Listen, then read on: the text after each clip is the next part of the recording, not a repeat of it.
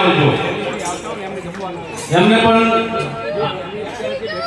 અત્યારે જે આવે છે એમને તો જમવાનું જ છે અને ઘરેથી પણ જે મહેમાનો આવ્યા હોય તો સરસ રાખ્યા વગર અહીંયા અમને લઈ આવજો એવો દાતાનું જાહેર આમંત્રણ છે. ખૂબ ખૂબ આભાર સુભાષભાઈ તમારો. દરેકને ભોજનની વ્યવસ્થા છે બધા માટે એટલે ખાસ વધારજો એવા અમારા દાતાશ્રીનું ખાસ હાર્દિક આમંત્રણ છે. બહેનો માટે આ આપણે 8 દિવસની કથા પડી એના માટે કઈ બે શબ્દો અભિપ્રાય આપવો હોય તો બહેનોમાંથી આવી શકે છે જેમને પણ આપવું હોય. પ્રિયંકાબેન પન્ના ઉપપ્રમુખ મહિલા મંડળ એમને પણ બે મિનિટ માટે હું માઇક આપીશ અને એમનો અભિપ્રાય આપશે. પ્રિયંકાબેન પન્ના. જય જલારામ.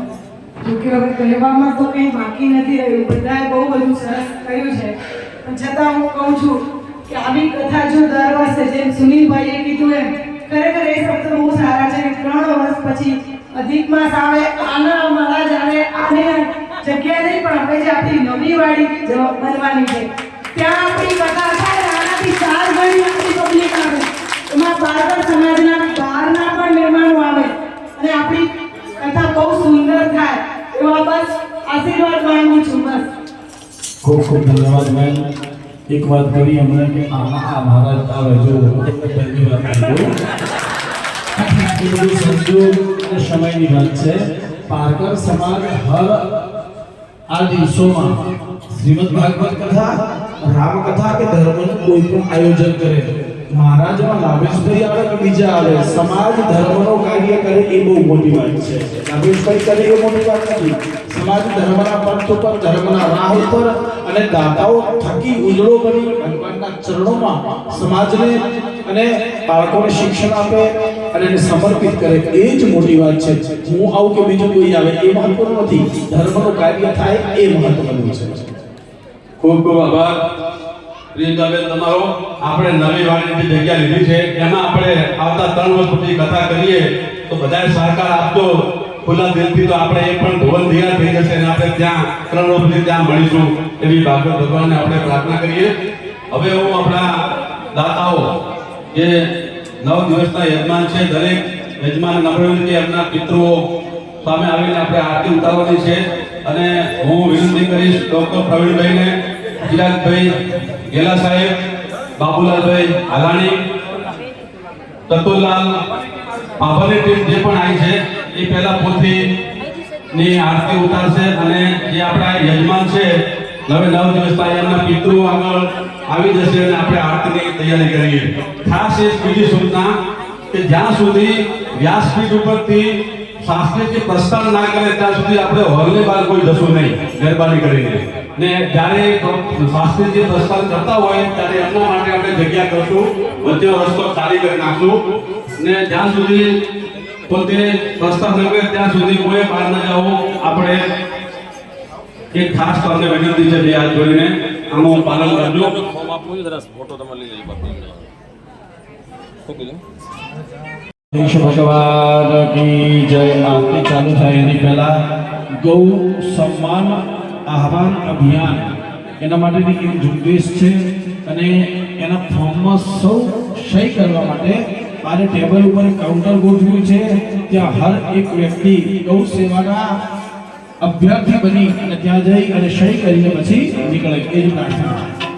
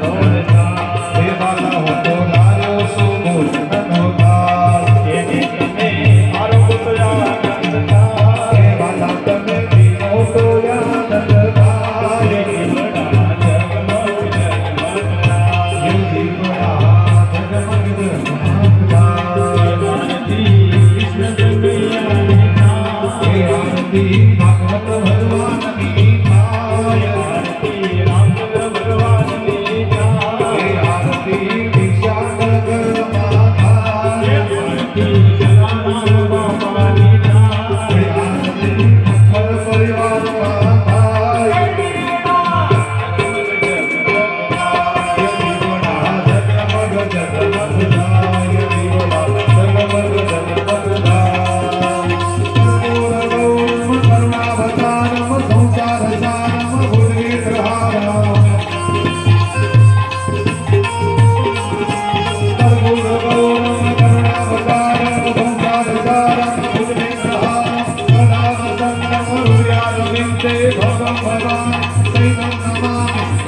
ભગવાન વિષ્ણુ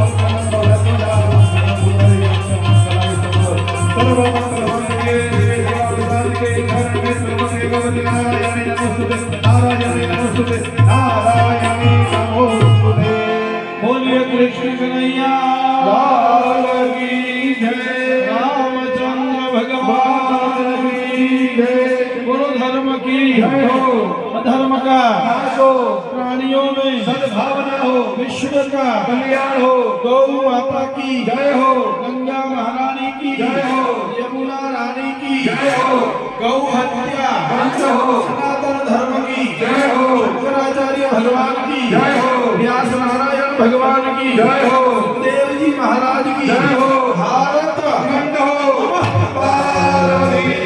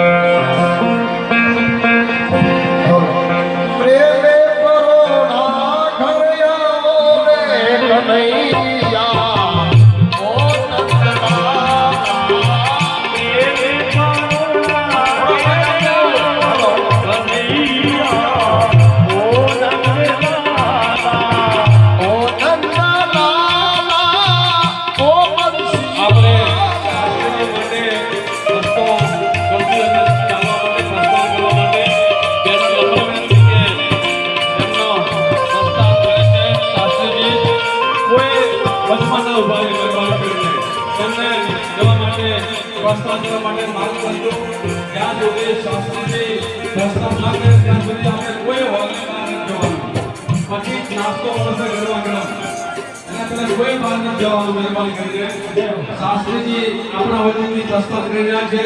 શાસ્ત્રીજી પ્રસ્તાવ કર્યા પછી જ આપણે મારે જવાનું છે હોલીબાર વનમાં એમને પ્રસ્તાવ કરવા માટે રસ્તો કરજો.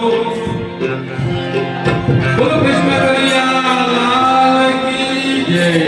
ભગવાન ભાગવત કી જય. રણછોડ રાય કી જય. કૃષ્ણ ભગવાન કી જય. બધા દૂરથી દર્શન કરજો. કોઈ અડશો નહીં, અમને મહેરબાની કરીને કોઈ અડશો નહીં. શાસ્ત્રીજીને દૂરથી દર્શન કરજો. એમને જવા માટે માર્ગ કરજો. સ્વયંસેવકો થોડીક ત્યાં થોડી વ્યવસ્થા જાળવશે. સ્વયંસેવકો શાસ્ત્રીજી દરેક આજે આવ્યા છો એમનો ખૂબ ખૂબ આભાર. આવતીકાલે પણ આવડી જ મોટી સંખ્યામાં પધારવા તમને હાર્દિક આમંત્રણ છે.